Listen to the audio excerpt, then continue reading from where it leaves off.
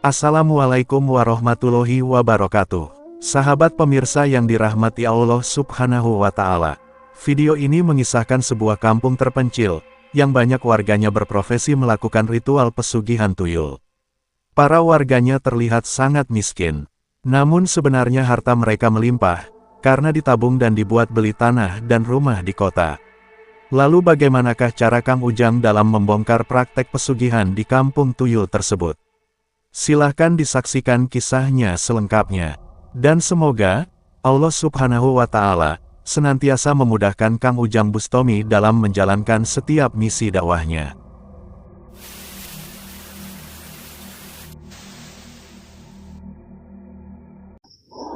Allahumma sholli ala Muhammad ya Rabbi sholli alaihi wasallim. Allahumma sholli ala Muhammad ya Rabbi sholli alaihi wasallim.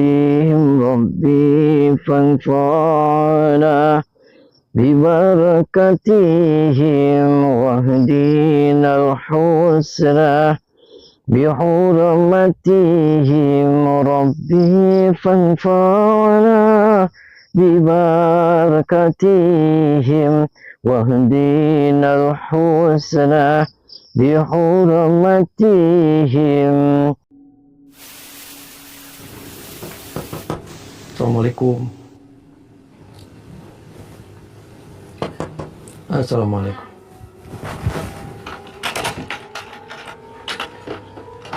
Assalamualaikum. Waalaikumsalam. Mohon maaf Mbak, saya dengan Tommy, saya dari Dinas Sosial.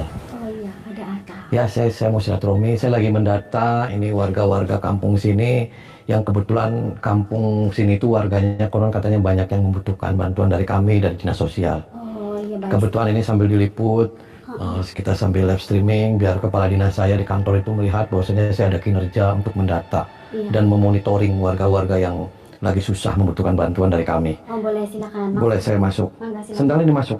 Boleh, mangga, silakan. Boleh kamera juga masuk? Aduh. Silakan. Maaf, keadaannya kayak gini. Oh iya, boleh saya duduk, Boleh, Mbak? Ganggu tidak ini, Mbak? Mohon maaf, Mbak, dengan Mbak siapa? Sama Mama Susan. Oh, Mama Susan. Saya manggilnya siapa, Mama? Mama Susan aja. Oh, Mama Susan. Sahabat Kang Ujang Bustomi yang berbahagia. Perempuan yang didatangi Kang Ujang ini adalah Mama Susan, seorang perempuan yang melakukan praktek pesugihan di kampung tuyul. Dan Kang Ujang datang, adalah untuk menghentikan praktek menyesatkan tersebut. Kisah ini bermula dari banyaknya informasi yang disampaikan kepada Kang Ujang Bustomi. Bahwa di sebuah tempat di kampung yang terpencil, ada banyak warganya yang diyakini biasa melakukan praktek pesugihan tuyul. Sehingga banyak orang yang menyebut, kampung itu dikenal dengan sebutan Kampung Tuyul. Informasi itu juga mengatakan, walaupun mereka biasa melakukan praktek pesugihan tersebut, rumahnya rata-rata terlihat sangat memprihatinkan. Bahkan banyak yang mengira para warganya adalah orang-orang yang sangat miskin. Akan tetapi, hal tersebut hanyalah modus saja. Para warga Kampung Tuyul itu sebenarnya memiliki harta melimpah, yang mereka gunakan untuk membeli tanah ataupun rumah di daerah kota. Dan rumah di Kampung Tuyul tersebut hanya digunakan sebagai tempat ritual saja. Dan karena mendengar informasi yang demikian itulah Kang Ujang kemudian menjalankan sebuah misi. Kang Ujang ingin mengetahui kebenaran dari informasi tersebut, dan membongkar hal apakah yang sebenarnya terjadi. Maka datanglah Kang Ujang ke rumah Mama Susan, yang diyakini juga berpraktek pesugihan tuyul itu.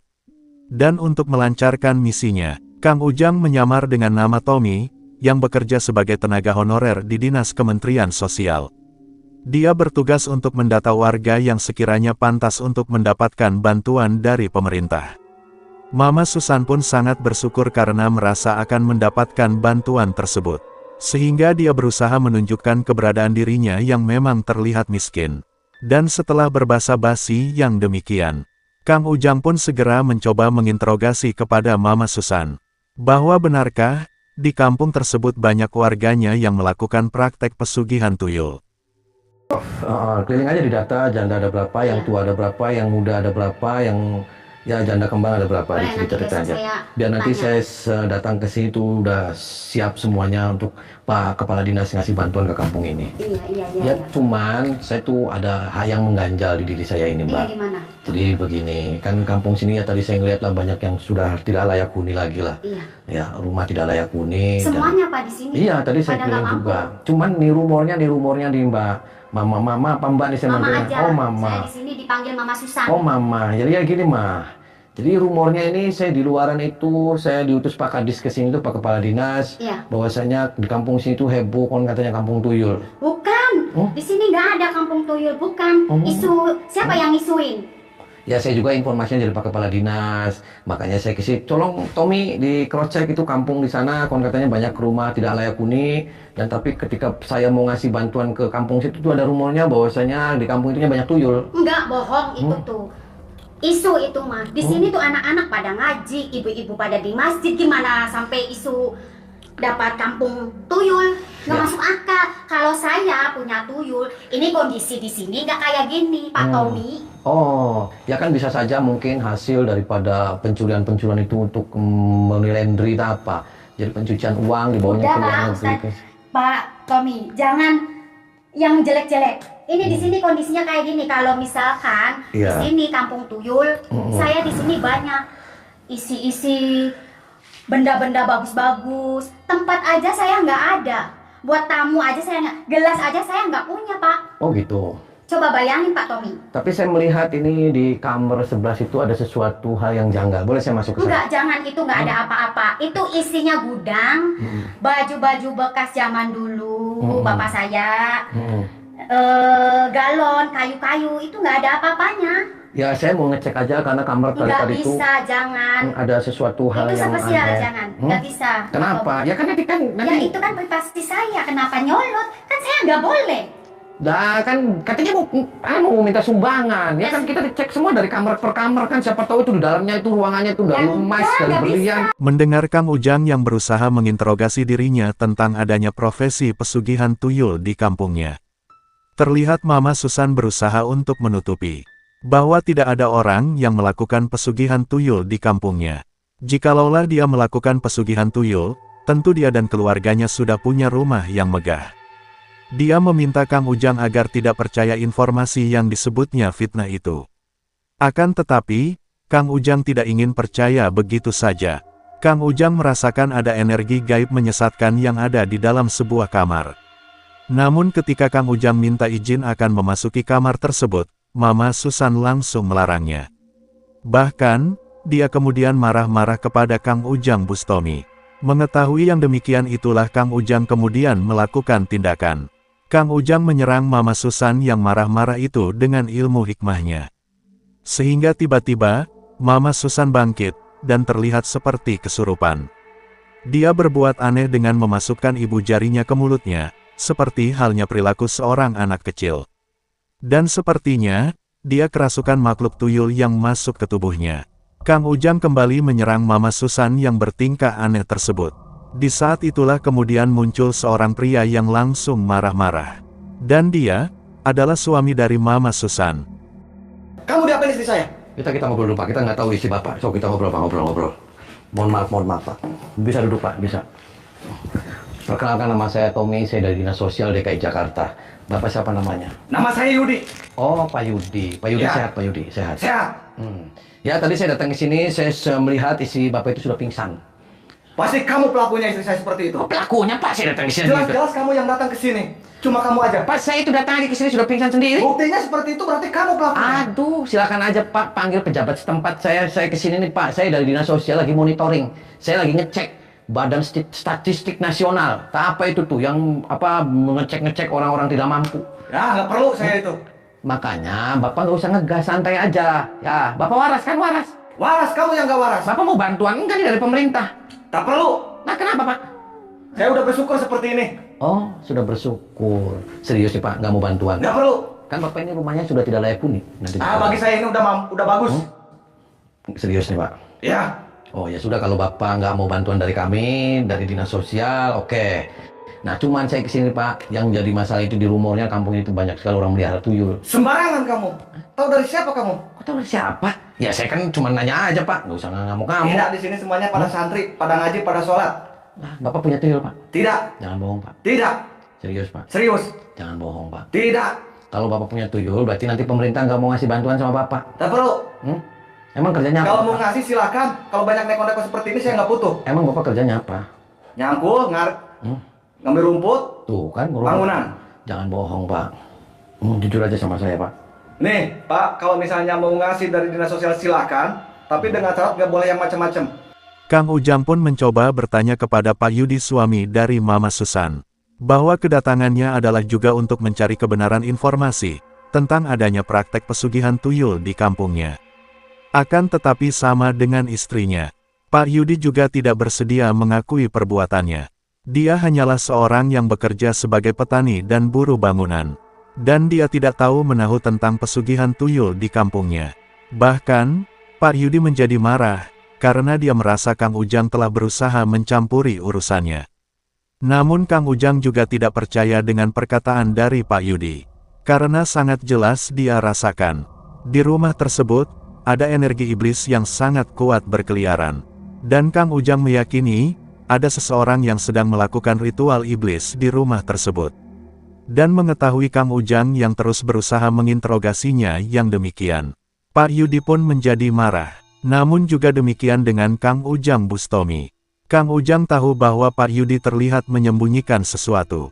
Sehingga Kang Ujang harus menghajarnya, untuk membongkar kesesatan yang sedang terjadi itu. Nuduh saya fitnah, saya tuyul segala. Jangan bohong Pak. Saya tidak bohong. Tidak bohong. Jangan bohong, nanti saya hajar nih Pak. Kamu mau macam-macam di sini? Jujur aja. Ini kampung saya. Kamu macam-macam. Lah, saya juga berhak. Saya dari dinas sosial mau mendata warga. Kenapa Bapak ini kampung saya? Ini kampung Negara Kesatuan Republik Indonesia Pak. Iya, tapi kamu di sini ngegas seperti itu ke saya. Ya, Bapaknya juga Di ngegas. sini nggak ada dituduh. tuyul-tuyul. Itu fitnah. Lah, Pak, saya kesini kamu nuduh ngapain istri kamu sih? Buktinya seperti itu. Ya nggak saya tahu. berarti kamu pelakunya. Kamu pelakunya. Tuh kan Bapak Kamu pelakunya. Bapak aja nuduh sama saya. Bapak, Ya jelas, Bapak tidak saya seperti itu. Bapak saya tuduh aja kamu nggak mau. Edan aja kamu. Karena orang pertama kesini itu kamu. Berarti kamu pelakunya. Kenapa saya pelakunya? Ya jelas bisa seperti itu. Hati-hati kamu ngomong. Mau macam-macam kamu di sini. Kok macam-macam? Di rumah saya kamu mau macam-macam. Lah ya kamu maunya apa? Saya datang Di baik-baik. itu maunya apa? Lah, kita sih kesini ngomongnya baik-baik Pak, nggak usah ngegas. Paham tidak? Hah? Itu hak saya. Ya sekarang sudah hak saya. Kamu di sini sampai istri saya seperti itu berarti kamu pelakunya.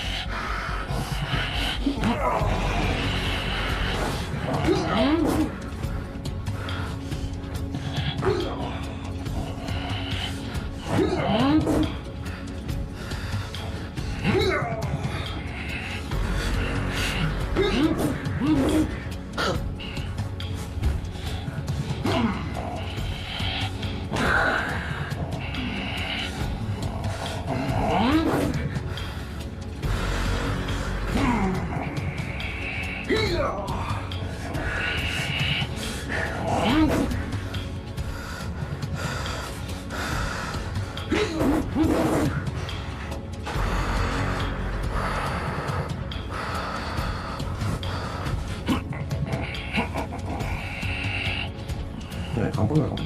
Hah? Lah, Saya kalah. kamu jangan kayak gitu. Jujur kan sama kamu tuyul. Iya, saya mengakui saya. Kenapa kamu melihara tuyul? Hah? Iya, Kasian itu istri kamu. Gila aja kamu. iya. Hah? Saya menyesal. Parah. Hah? Kamu jangan ikut-ikutin guru kamu sama kamu di sini. Kasian tuh warga di sini suka kelingan tuyul. Kamu gila aja kamu. Iya, mohon maaf saya salah. Parah. Tahu nggak parah kamu? Kan tadi bilang Islam mengajarkan seperti itu namanya haram hukumnya. Sama aja kamu kayak nyuri. Dan aja kamu orang yang enak-enak cari uang, capek, banting tulang, mandi keringat, kamu yang nyuri. Gila aja kamu. Tahu gila kamu. Apa yang harus pada dirimu? Gak jelas. Makanya saya datang ke sini karena ada informasi. Ini cuma rumah buat itu aja kamu. Iya. Lah, parah aja. Setelah berusaha melawan, Pak Yudi akhirnya bisa dikalahkan. Kang Ujang mengejarnya, hingga tubuhnya tumbang tak berdaya. Setelah itulah Pak Yudi akhirnya menyerah dan mengakui bahwa memang, dia dan istrinya telah melakukan praktek pesugihan tuyul. Sudah cukup lama mereka melakukannya, dan sudah banyak pula harta yang mereka dapatkan. Dan setelah Kang Ujang datang memberikan pelajaran, Pak Yudi bersedia bertobat, dan berjanji untuk tidak lagi melakukan kesesatan.